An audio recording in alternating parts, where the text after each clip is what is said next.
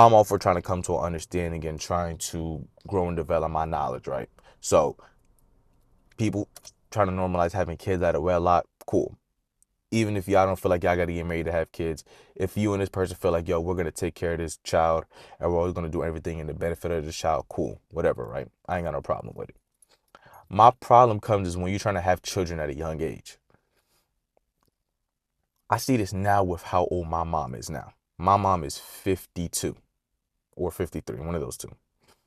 And I still see now of how she's trying to grow and mature and become a better person at her age. So I can imagine what it's like having to nurture and develop a child at 22, 23. You and that child are basically growing up together. And I can only imagine it's worse being 17.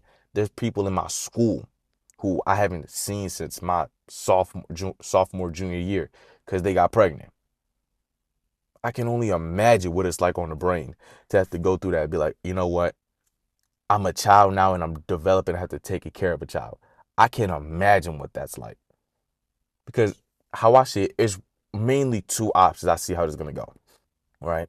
It's either that child is going to love you so much that it will always do things to try to come to an understanding because they literally grew up with you. So as you were getting better and more mature, they were right there with you. Or they're going to think like you're equals. So you say something back to them, they're going to bark at you because you're young as a mother, but they're also young or they're also somewhat old. So let's say I know somebody that's 40 and her daughter's going on 20 soon. So he's like 18, 19, right? A little hyperbolic, but it's still the same thing. If the mother says something to her, she will bark back at her. And to be honest, that's the result of having children at a young age. When you have children at a young age, the mental maturity point isn't there all the way. So whatever it would normally take or whatever normal maturity would have to come to being a parent, it's not there because you are not financially set there. I'll be honest. Maturity goes a long way. It does. But that financial part is one of the main important parts.